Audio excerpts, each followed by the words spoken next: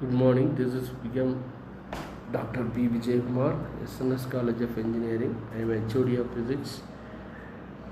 The topic is CO2 laser from laser and fiber optics.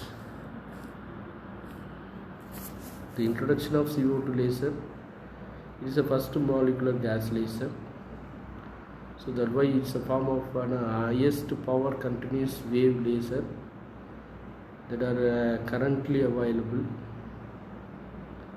They are also quite efficient. The ratio of output power to pump power can be larger as 20%.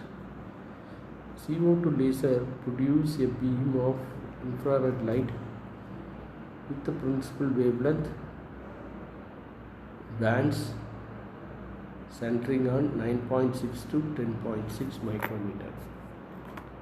So this is an actual device photography to form of CO2 laser in a highly researched lab.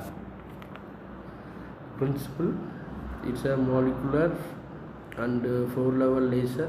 It's very useful and effective laser.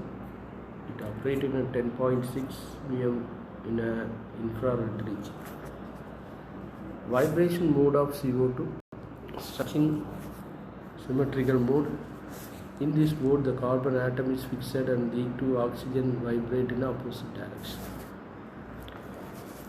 Asymmetric stretching mode. This mode, the carbon atom vibrate in one direction and the both oxygen atom vibrate in the other direction. Bending mode. In this mode, the carbon atom move in the upward direction. The two oxygen atom are move in the downward direction. The construction. So this is a block diagram of the construction. So the three gases are mixed in a active medium region of quartz tubes: helium, nitrogen and CO2. But initially the quartz tube will be created in a vacuum ranges because instead of gases we have used it. It's forming the pressure changes or the contaminations. Then the closing of the two end of quartz tubes by using a NaCl booster windows, it's act of polarizer. Then the power supply is connected in the bottom of the quartz tube. It's act of pumping source. Then outside two concave mirrors we have used it. One is partially, the side is existed in laser beam. The other side is in a fully reflected mirror. That we discussed in construction.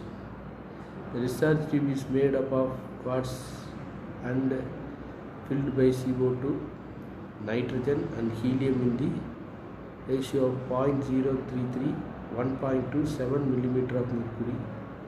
The nitrogen helps to populate the atom in the higher energy level of CO2. The helium helps to populate the atom in lower level of CO2 and cooling in the discharge tube. The discharge tube is connected with the DC power supply.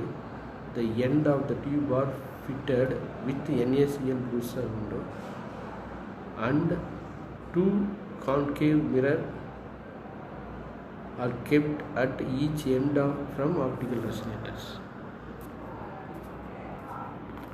The working, initially they are switched on in a power supply. The nitrogen to existed in a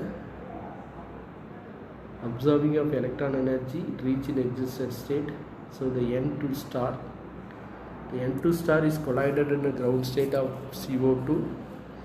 So the CO2 reach in existed state, that is the CO2 star plus N2.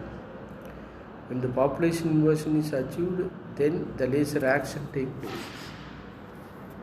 This is the energy level diagram.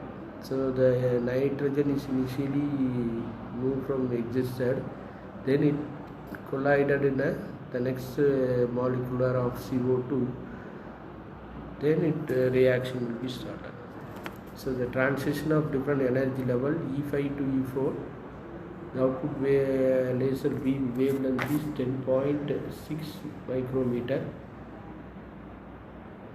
The E5 to E3 is in a 9.6 micrometer. The both are in the infrared region. And the E3 E2 transition and the E4 E2 transition is in a non-radioactive transitions.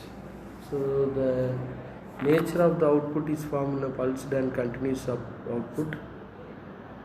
The output power coming from in a 10 kilowatt.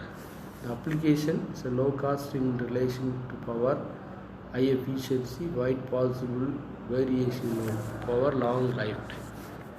So these are the reference I prepared the PPT. Thank you very much. We discussed in another one video in another one topic. Thank you.